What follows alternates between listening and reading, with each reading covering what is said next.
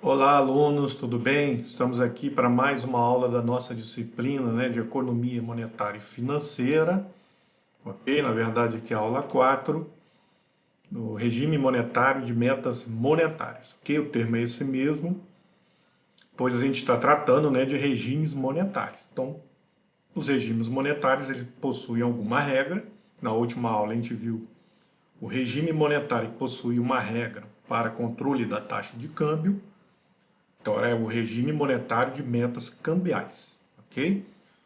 Como esse vai ser um regime monetário que vai ter como regra o controle de algum agregado monetário, então é o regime monetário de metas monetárias, ok?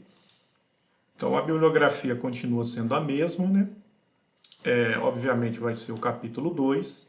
Na última aula a gente viu o capítulo 1 aí do livro do André Modenese, Regimes Monetários, Teoria e Experiência do Real. Então, para essa aula, o capítulo 2. E aí, como bibliografia complementar, o artigo que eu escrevi como coautor aí com o meu colega Christian Kuhn, a regimes monetários no Brasil, uma análise pós-keynesiana para o período lá de 94 a 2008. Ok? Ah, bom, então o regime monetário de metas monetárias é uma regra definida pelo monetarismo do tipo 1. Tá, gente? Então esse regime monetário, na verdade, ele é fundamentado, naquela regra de política monetária que a gente já estudou em macro 3, ok?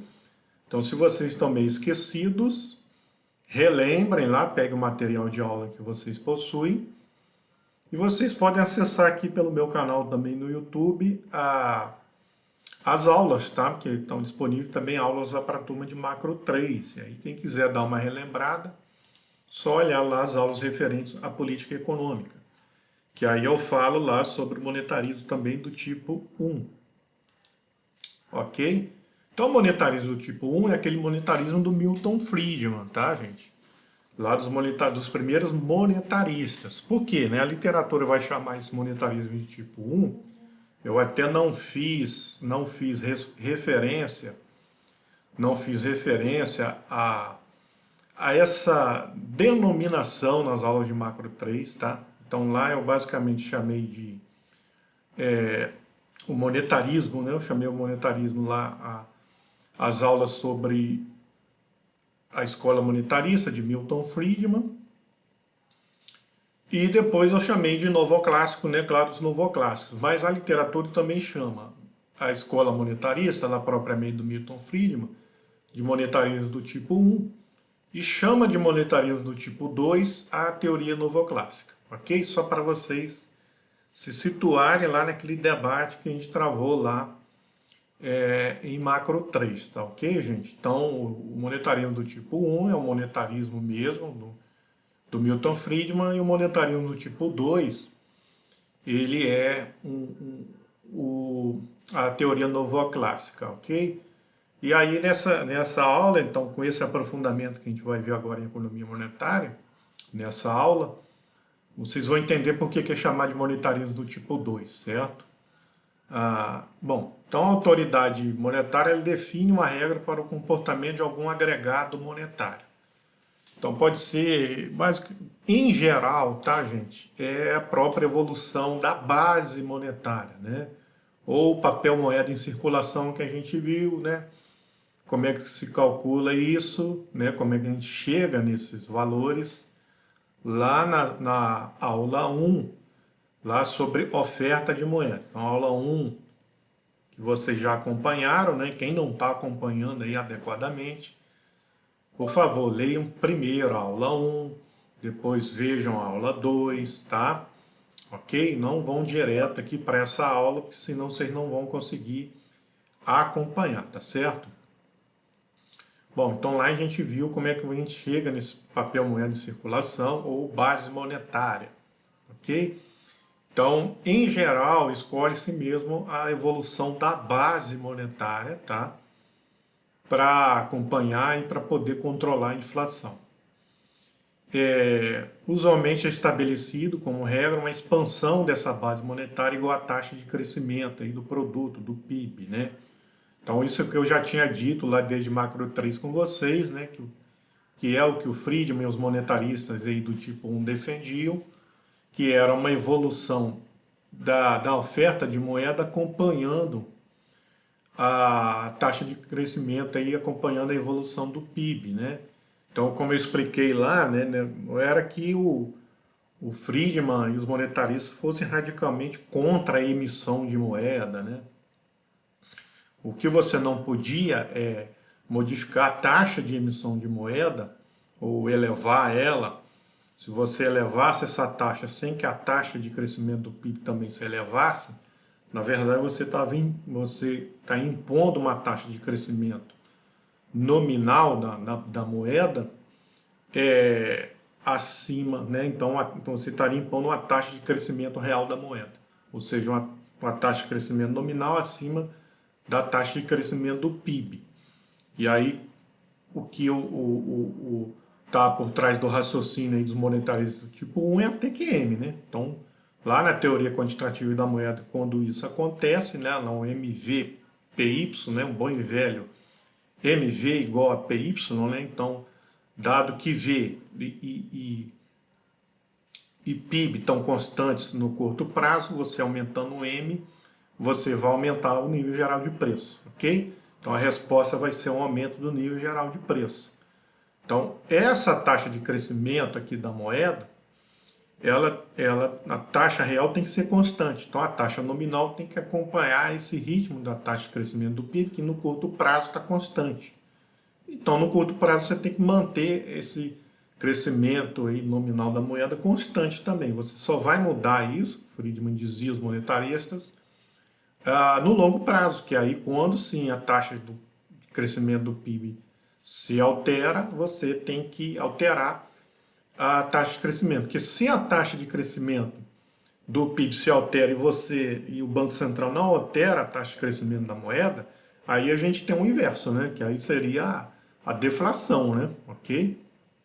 Aí seria a queda de preços, e aí a deflação não é interessante para o setor produtivo, né? Ok? A inflação também não é interessante, mas a deflação também não é, ok? Interessante que a gente tem aí, e aí desde da aula anterior sobre regime de metas cambiais eu já falei isso, né? Vamos tomar aqui como referência primeiro que o objetivo é a estabilidade de preço, tá? Depois, mais para frente, quando a gente começar a discussão sobre política econômica, depois de ter visto os regimes monetários, a gente vai relaxar essa hipótese, ok? Mas a nossa hipótese rígida, por enquanto, é de que o principal objetivo do Banco Central é o controle do nível geral de preço, ou da inflação, tá, gente? Bom, então essa em linhas gerais é isso. Então, o pensamento do regime monetário de metas monetárias está alicerçado na teoria do monetarismo tipo 1, que é aquele do Milton Friedman, que vocês já viram em Macro 3, os fundamentos daquela teoria são válidos para esse regime. Mas antes de ver lá propriamente voltar aos fundamentos, relembrar esses fundamentos, eu coloquei aqui para vocês algumas informações mais atuais aí sobre a economia brasileira. Aí eu peguei desde janeiro de 2001 até o último valor, que na verdade é julho desse ano, de 2020, para a gente visualizar então isso. É claro que, vou fazer a ressalva aqui, a gente hoje, desde de julho de 99, o Brasil adota o regime monetário de metas de inflação, que vai ser a nossa próxima aula. Tá? Ele não adota o regime monetário de metas monetárias. Mas eu peguei aqui para exemplificação do que a gente está falando, como é que está a evolução do agregado monetário, tá? Então, no caso aí eu peguei a base monetária, tá? Nossa linha azul aqui. A evolução da base monetária, ou seja, o papel moeda de circulação ao longo desses anos, estão em valores mensais, tá, gente? E esse primeiro gráfico é em reais, tá? Valores em moedas nacional, reais. e mensais, tá? E ao longo desse período de janeiro de 2001 a julho de 2020, tá? Ok? Mas só para título de exemplificação. Então, o que eu estou tentando levantar aqui é uma hipótese, claro que isso não tem comprovação, é só uma suspeita, mas é que, mesmo em regimes de metas de inflação, intencionalmente ou não, tá? Intencionalmente ou não, isso tem que ser comprovado, mas o Banco Central trabalha com os mesmos fundamentos monetaristas tipo 1. Então veja, hoje ele trabalha explicitamente com regime de metas de inflação, que é o monetarismo tipo 2, tá, gente? Mas intencionalmente ou não, ele acaba, de certa forma, seguindo uma regra também do monetarismo do tipo 1, e é isso que eu estou querendo mostrar aqui, tá, gente? E quando ele foge da regra do monetarismo do tipo 1, isso acaba gerando inflação, tá, gente? E é isso que eu vou mostrar com os gráficos a partir de agora. Então eu peguei a base monetária, a linha azul, a linha laranja aqui é o PIB, valores correntes aqui em milhões de reais, tá? Ok? A base monetária também já está ajustada para milhões de reais, ok? Então, olha aí a evolução. Então, a taxa de crescimento de uma variável, vocês já aprenderam nas disciplinas de matemática, que a taxa de crescimento de uma variável é a inclinação aqui da curva. Então, se a gente olhando aqui grosseiramente, até um determinado ponto aqui, é isso, aparentemente há a inclinação da base monetária acompanha a inclinação do PIB. Claro que é mais difícil olhar o gráfico dessa maneira e ver se a inclinação é exatamente a mesma, mas assim, grosseiramente dá para ver aqui que a partir aqui de um certo período, aqui abril de 2009, exatamente, né, após a crise de 2000, com a eclosão da crise subprime, essa inclinação ela muda. E na verdade ela muda para uma coisa mais restritiva, tá? Que seria a seguinte, né? O PIB, na verdade, que passa a crescer uma taxa, não que o PIB passou a crescer uma taxa maior, mas pode ter sido intencionalmente uma decisão do Banco Central de emitir menos moeda. Então a taxa de emissão de moeda aparentemente aqui parece que cai, certo? E aí você passa a ter aqui, na verdade, um compromisso aqui maior com a estabilidade de preços, né? Dada a preocupação com os efeitos da crise econômica. Mas isso desde o início, tá, gente? Ok? O que você vê aqui é que a partir de 2020 você tem um choque, tá, de emissão de base monetária. Ok? Você vê um choque aqui acompanhado de uma crise, ou seja, uma queda aqui do PIB, ok? Olha só, ele já começa a querer apresentar alguma recuperação, mas você teve uma queda que, associada a esse choque monetário, na visão monetarista, é o que levará a um aumento da inflação, ok? Certo? Na visão monetarista. Seria a principal causa da inflação. Então aqui é que você poderia ter, na visão monetarista, a explicação aí para o choque inflacionário atual, ok? Aí para a gente ter aqui com mais rigor uma visão então de como é que estão essas taxas, então como o monetarismo do tipo 1 se preocupa com as taxas de crescimento, basta você dividir um pelo outro. Então eu dividi a base monetária pelo PIB, e aí você consegue visualizar como é que está aí a relação de um para outro, ok? Aí você, em geral, você tem uma certa estabilidade, mas você tem aqui um primeiro período de aceleração, ou seja, de aumento da taxa de emissão de moeda com relação ao PIB, tá? Então, se a gente tirasse uma média aqui, isso daria uma tendência de aumento aqui, nesse primeiro período, que vai até a crise de 2008. Mas isso, é claro, pode ter acontecido, porque realmente esse período é um período de inflação relativamente estável, tá? Nosso problema começa a partir daqui, como eu disse, né, o que a gente suspeitava lá naquele gráfico, aqui se verifica, porque há uma leve tendência de queda na emissão de moeda a partir da crise do subprime até os dias atuais. Aqui ela se estabiliza aqui, ok? Você teve uma queda até ali mais ou menos 2014, 15, quando você tem ali o impeachment da Dilma. A partir do impeachment você tem uma estabilização nessa oferta de moeda, que na visão monetarista então seria o ideal. Mas aí a partir de agora, com a crise da pandemia, você tem esse choque inflacionário, ok? Então esse choque inflacionário, desculpa gente, você tem esse choque de emissão de moeda, que pode ter sido, né, claro, tudo tem que ser investigado e comprovado cientificamente, por métodos científicos, mas pode ter sido causado por exemplo, por essa renda emergencial aí do governo, ok? Como algumas autoridades do governo dizem, essa seria a causa da inflação, tá, gente? Na visão monetarista, sim, se você parte, essas autoridades econômicas, né, do governo atual estão dizendo que a causa seria essa emissão, então seria uma visão do monetarismo tipo 1. Então estão tomando como base uma análise dos fundamentos do monetarismo tipo 1 para afirmar isso, ok? Obviamente, se você pegar outras visões, a gente vai ter outras explicações, tá, gente, para a causa da inflação. Então lembre que a inflação tem outras causas que vocês aprenderam lá desde macro 3, tá? Revisem isso.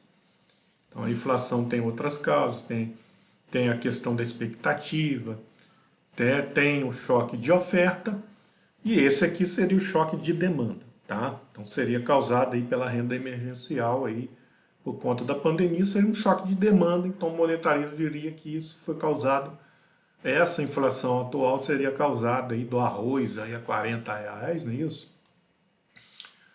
Teria sido causado um choque de demanda, tá? Mas aí, certo, a gente tem outras interpretações, tá? Essa questão do produto ter sido exportado, aproveitando aí o valor do dólar. Então vejam só, né, como é que casa com a nossa aula anterior sobre regimes cambiais, tá? Então pode ser uma questão de expectativa também, né? Já que a economia não está crescendo, a expectativa é de uma queda realmente forte no PIB para esse ano.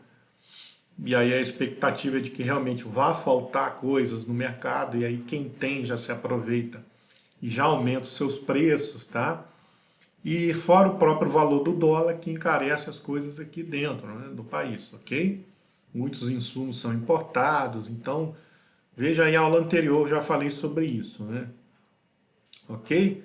Bom, mas aqui eu peguei valores em reais, aí eu peguei também, para a gente verificar com maior exatidão, então, e a gente não ter esse efeito do dólar, eu peguei as variáveis em dólares, tá? Porque tem disponível, tá, gente? Desculpa, eu nem falei, tá? Nem fiz menção, tá?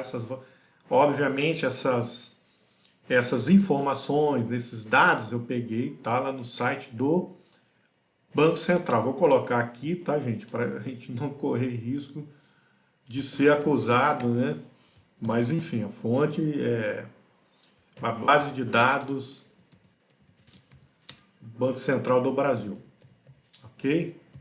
E é isso que vocês devem, é um bom exemplo aí, que depois a gente reclama lá nas monografias, não é isso? Olha lá, o professor esqueceu de colocar, né? Ok? Então a fonte de dados dessas informações é a base de dados lá do Banco Central, ok? Que eu peguei essas informações. Então eu peguei lá também, tem em dólares, tanto a base monetária em dólares, as mesmas, tá? Média diária aqui, média dos dias úteis, em milhões, transformei em milhões, está em 1.000 lá, eu transformei em milhões para ficar igual o PIB aqui, que está em milhões de dólares. Olha a diferença, né? Então, Na verdade, quando a gente pega o PIB em reais, ele não mostra tanto esse efeito recessivo atual, essa recessão atual. Quando a gente pega em dólares, a gente vê aqui como a recessão no Brasil já vem aí de uma longa data, né? Então, desde a crise de 2009, lá do subprime, a gente teve... Na verdade, a gente até passou bem, né?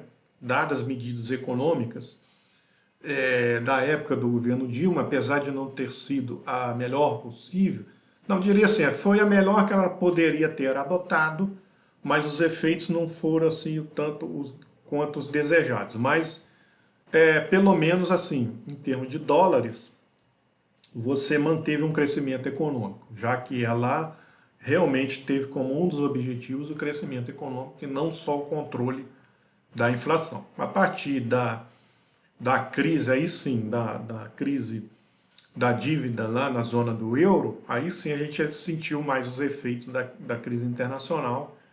A gente teve aqui uma queda do PIB, ficou em estagnação até a crise aí do impeachment. Na crise do impeachment a gente teve outra recessão aqui, e a gente entra em estagnação de novo.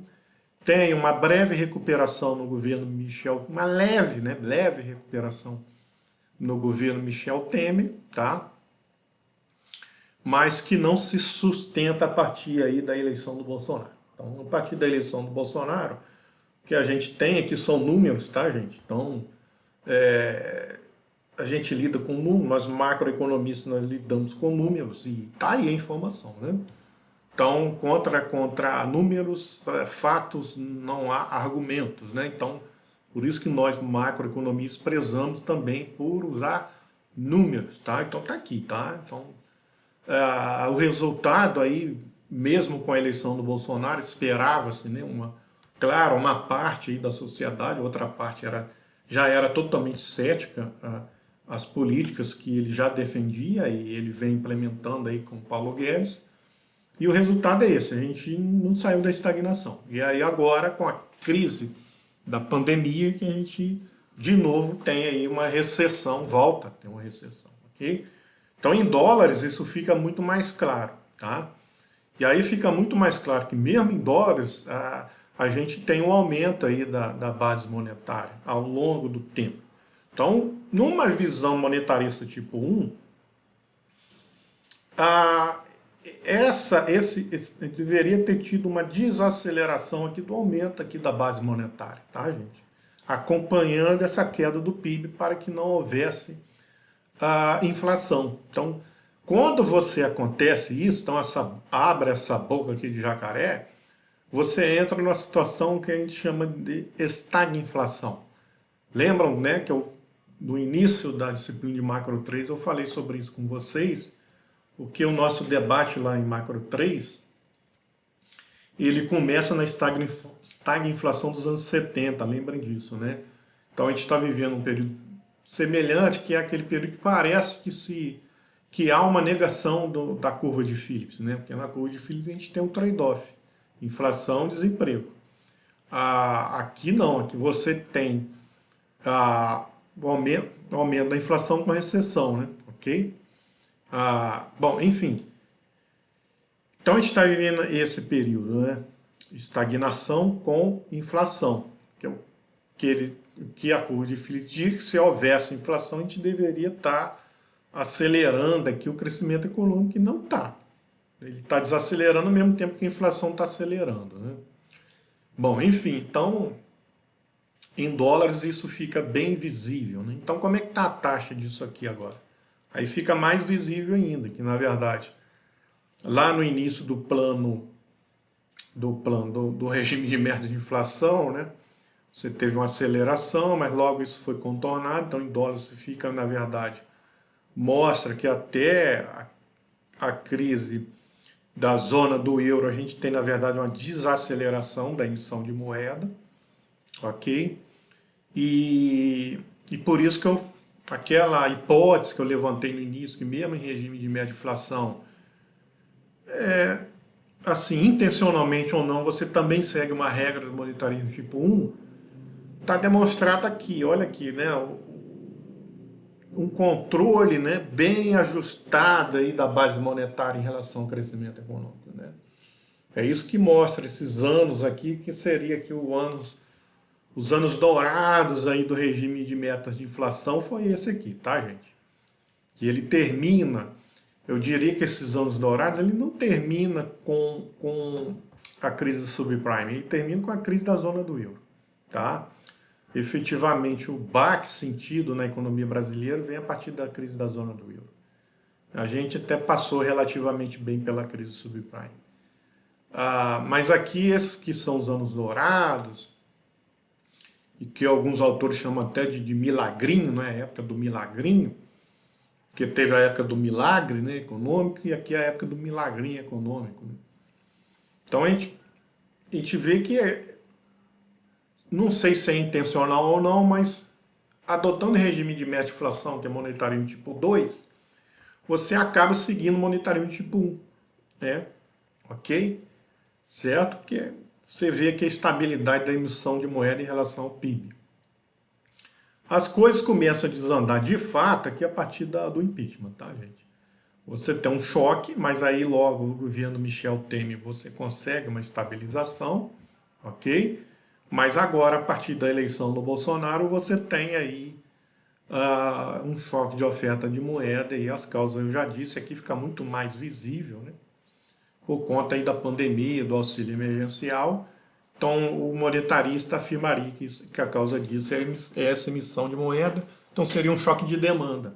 Então, a inflação atual seria um choque de demanda, que, claro, obviamente, se você entra em recessão, a oferta está caindo, mas você também tem um choque de oferta, ok?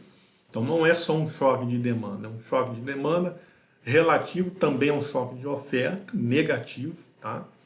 Você tem uma queda de oferta, soma-se a isso o direcionamento de alguns produtos brasileiros para o exterior, tá? Exportação, então produtores aí nacionais se aproveitando aí do valor do dólar alto para ter lucros, né? Ok? Enfim, e aí o encarecimento das importações, as importações chegando mais caras aqui. Então tudo isso somado mais as expectativas, né? Que não são boas, aí piora tudo. Aí você tem os três elementos da curva de Phillips conjuntamente atuando para... Então não é só o choque de demanda, tá, gente? Não é o só. Você tem um choque de oferta conjuntamente com um choque de demanda, conjuntamente com um choque de expectativa. Então você tem aí uma tempestade perfeita, né? Você tem os três elementos da curva de Phillips atuando para esse choque inflacionário atual, tá, gente? Ok? Bom, feita essa breve introdução e contextualização aí com números sobre a, a economia brasileira atual, vamos lá então para o que é o regime de metas monetárias. Então ele é fundamentado no monetarismo tipo 1. Então os fundamentos, só para a gente relembrar, a gente já viu isso em macro 3, tá? Mas só para relembrar, refrescar aí a memória de vocês. Então Milton Friedman, os monetaristas tipo 1, parte da existência lá de uma taxa natural de desemprego, tá? Então não existe na visão de Milton Friedman o desemprego involuntário lá do, né, keynesiano, tá? Que o Keynes diz que existe, e de fato existe, a gente vê aí. Então a gente está aí com uma taxa de desemprego elevada. O que acontece, eu mostro também, seria interessante vocês derem uma olhada numa aula que eu preparei para a turma atual e está disponível no YouTube sobre mercado de trabalho, que eu não lecionei essa aula é nova, tá? E eu vou passar a lecionar a partir de agora. Então vocês não viram. Então essa turma que está fazendo monetária agora, não, obviamente não lecionei essa aula. Então eu inseri essa aula a partir de agora, mas aí é bom que tem um vídeo lá. Seria legal vocês verem também, porque lá eu mostro com dados da PNAD, do IBGE, o que acontece, o que é esse efeito, porque quando você olha dados diferentes, você acaba tendo essa impressão monetarista de que não existe desemprego voluntário. Então, na verdade, é pura e simples uma questão de você olhar a, qual dado lá da PNAD você está olhando, você tem uma perspectiva diferente, tá, gente? Então, olhem lá que tem lá explicação sobre isso, tá? Então, aparentemente, realmente a taxa de desemprego não muda, mas aí depende do dado que você está pegando da PNAD, ok? Eu acho que esse que é o erro aí dos monetaristas, tá bom, gente? Mas eles acreditam que existe uma taxa natural de desemprego. Se a economia não está nessa taxa natural de desemprego, algum choque, né? Então, na verdade, eles reputariam isso a esse choque da pandemia, mas que isso deveria, já está sendo ajustado rapidamente. E aí a questão que fica toda assim, então, por que tanta demora, né? Porque que já não se ajustou, ok? Ah, e por que continua aí o desemprego, né? Então, às vezes é isso que eu estou falando, é questão de dados, tá? De informações. Ele também se baseia na existência do trade-off inflação-desemprego, em decorrência das expectativas adaptativas geradas pela ilusão monetária. Então, lembrem disso, né? O monetarismo do tipo 2, o novo clássico, eles não acreditam no trade-off, tá? Trade-off aconteceria com maior dificuldade. Eles acreditam que realmente a economia deveria estar sempre pelo emprego, que é o retorno lá às ideias da teoria clássica original. Friedman e os monetaristas do tipo 1 ainda dizem que isso não vai existir, porque os agentes são adaptativos, então eles têm aquela ilusão monetária. Então, por exemplo, essa inflação atual seria explicada, então, inicialmente, por essa ilusão monetária, dado o auxílio emergencial. Então, pessoal, dado esse... Então, olha só, né? Dado o auxílio emergencial, as pessoas teriam que acreditar que estão mais ricas, mas olha só, quem está recebendo o auxílio emergencial, ele está recebendo porque ele perdeu o emprego, já estava desempregado, já estava na informalidade. Então, como é que ele vai achar que ficou mais rico? Mas, enfim, a visão monetarista vai dizer que esse auxílio emergencial deixou as pessoas mais ricas, os empresários vão achar que os trabalhadores estão mais ricos e vão ofertar mais, então isso também não aconteceu, né? Na verdade, a ilusão monetária que está acontecendo aí para a parte do empresariado brasileiro é a ilusão do dólar, né? Então estão direcionando produto para o exterior, ok? Então essa é a ilusão monetária. Mas com o tempo essa ilusão deveria ser desfeita, porque aí sim os agentes adaptativos que só olham para trás, né? Só olham para resultados passados, veriam esse resultado da inflação e aí descobrem que na verdade, de modo real, esses R$ 600 não compram o que compravam antes da pandemia, né? Durante a pandemia, esses R$ 600 vale bem menos, tá? E com o tempo vai valer ainda menos, tá? Por causa da inflação. Então, eles vão descobrindo assim que, não estou mais rico, ok? Não estou mais milionário com esses R$ 600, tá, gente? Enfim, mas essa é a explicação monetarista, ok? E por fim, o papel limitado da política monetária em afetar os fatores reais da economia. Isso, de certa forma, se mostra aí, enfim, relativamente. Então, apesar de você ter em reais, no gráfico em reais que eu estou falando aqui, uma leve recuperação, em dólares, você tem uma recuperação aqui pequenininha, ok? Então, poderia ser algum efeito real, tá? Poderia ser, por isso que eu estou falando que é relativo também essa ideia. Ok? Mas em geral, eles também partem da dicotomia clássica de que variáveis nominais só afetam variáveis nominais e variáveis reais só afetam variáveis reais. Então esses são os fundamentos do regime de metas monetárias, ok? Então o regime de metas monetárias ele supõe 3 elementos básicos. Então agora sim, propriamente entrando no regime, então, primeiro, um anúncio de uma meta para algum agregado monetário, que, em geral, então, como a gente viu, a base monetária ou o papel moeda de circulação. Que a gente viu lá que, grosseiramente, é a mesma coisa, né? Base monetária ou papel moeda de circulação, que irá coordenar as expectativas de inflação, ok? certo? Então, então, não é um efeito direto, já antes mesmo de o governo efetivamente aumentar a taxa de emissão monetária, só o anúncio de que o Congresso aprovou lá o auxílio emergencial já bastaria para elevar a expectativa de inflação, ok? Certo? A disponibilidade de informação confiável a respeito do comportamento do agregado a ser controlado. Essa é uma das grandes dificuldades, né? Por quê?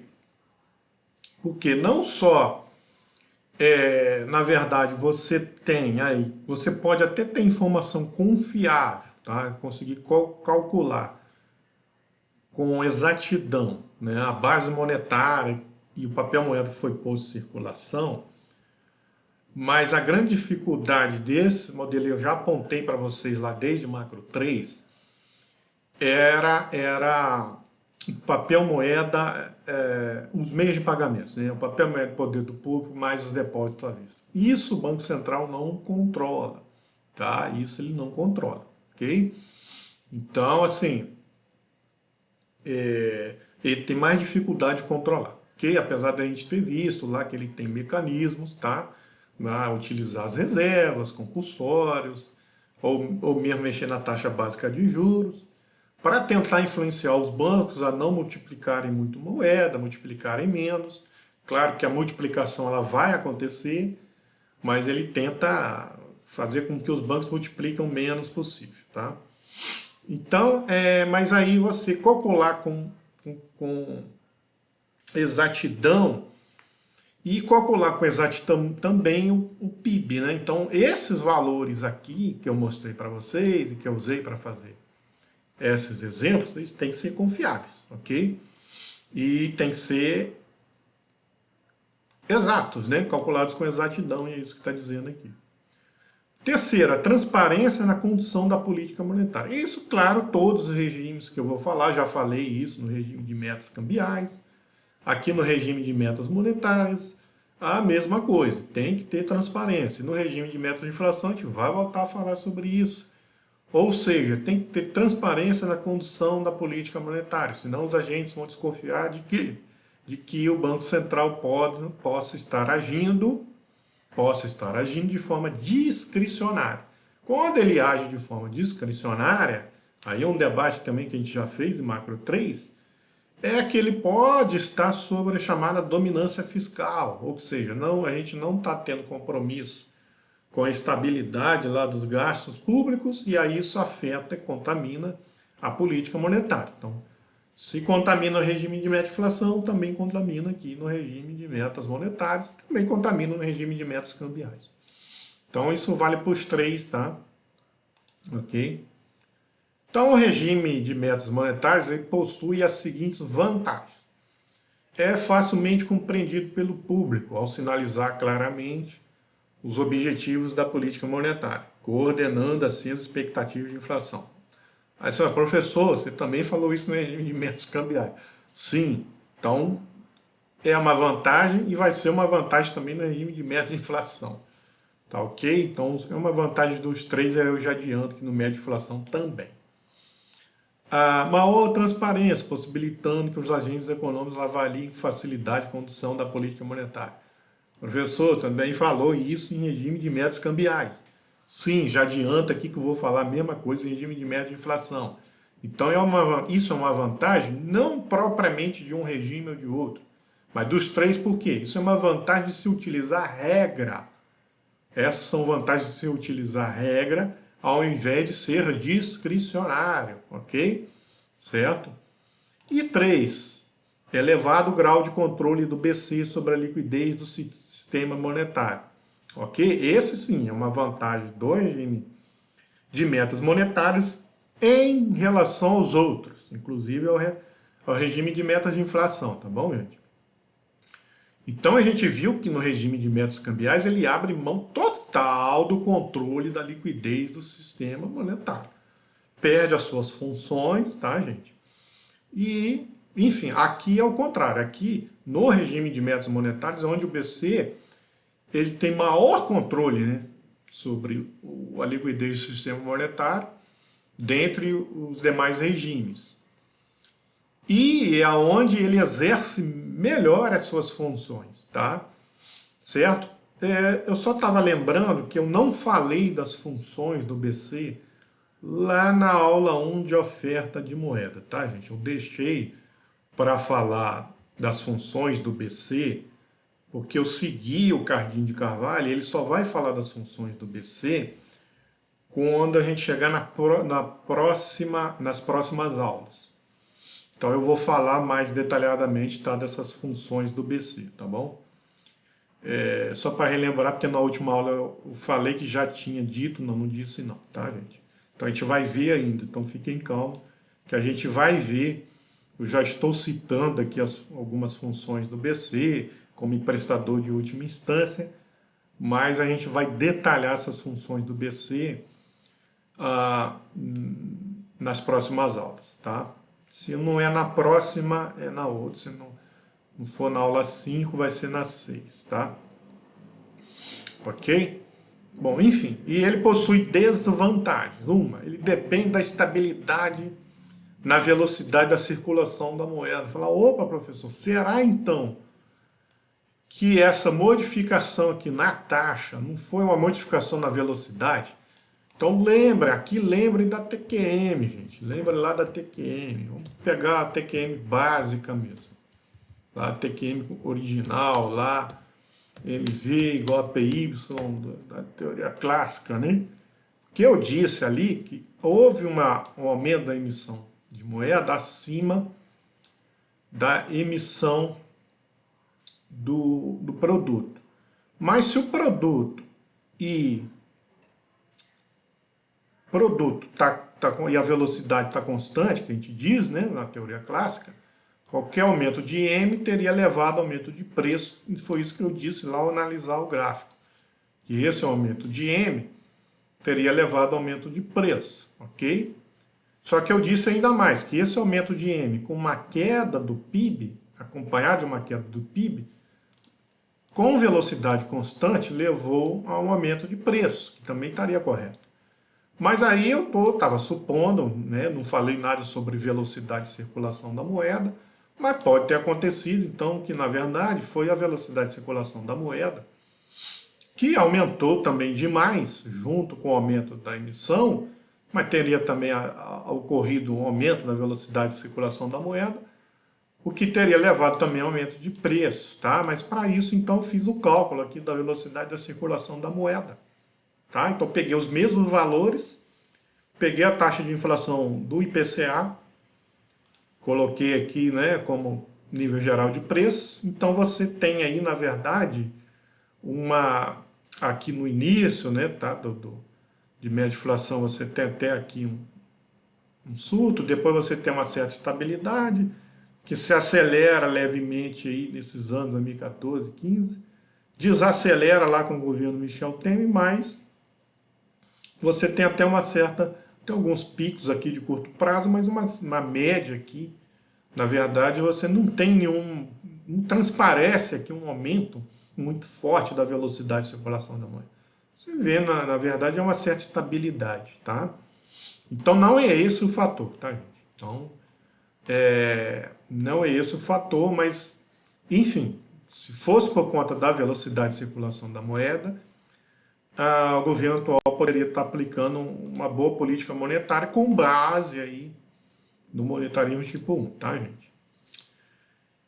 E por fim, o BC ele tem muita dificuldade em controlar os meios de pagamento, tá? Aí foi o que eu já adiantei um pouquinho. Então, como eu disse, né, o BC ele não controla os meios de pagamento, ele influencia através das reservas compulsórias, né? Mas, e no Brasil é muito difícil você ver o diferencial da taxa de juros, né, da taxa básica de juros e a taxa de juros cobrada no mercado, por exemplo. Pega aí a taxa de juros cheque especial, cartão de crédito, é um absurdo, né? Então você vê a dificuldade do Banco Central em influenciar também. Então às vezes o Banco Central ele ele mexe na taxa de juros. Agora, por exemplo, ele baixou a taxa de juros para tentar influenciar a oferta de crédito na economia. Então, dê uma olhada lá, né, nos resultados, né, para ver se houve algum efeito. Então, assim, os bancos eles são muito pouco afetados por essa política de juros aí do governo, né, no Brasil, dado a gente vê o histórico aí do spread bancário, né. É só olhar, tá, gente? Então, tudo que eu falo é com base em dados, tá? Não é achismo de internet, tá, gente? A gente estuda, a gente tem o compromisso, né? Somos professores numa universidade federal e temos compromisso, tá, com o que as informações estão nos dizendo, né? Não estou aqui querendo ser partidário, querendo tomar partido de nada, né? O que eu estou dizendo é com base no que as informações estão me dizendo, ok? Então tá aí os dados para vocês verem, tá? Obviamente, fico aberto aí a críticas aos dados que eu utilizei. Ah, você não utilizou os melhores dados, por isso ter minha visão enviesada, pode acontecer, entendeu? Então tá aí, fico aberto aí a críticas também, mas a partir desses dados aí, o que me mostra é isso, tá, gente? Então, a gente fica por aqui, tá? A próxima aula a gente já começa a entrar no regime de metas de inflação e aí a gente vai perder um pouco mais de tempo. Então foi uma aula só para regime monetários e uma aula para regime de metas cambiais. Então uma aula para regime de metas cambiais e uma aula só para regime de metas monetárias, porque esses regimes não são atualmente adotados, tá, gente? Mas agora a gente entra a partir da próxima aula e perde um pouco mais de tempo em regime de meta de inflação, porque ele é o atualmente adotado e que o próprio Cardinho de Carvalho aí, ele gasta aí um pouco mais de capítulos para explicar para vocês, ok? E aí então, fico por aqui, até a próxima aula, fui!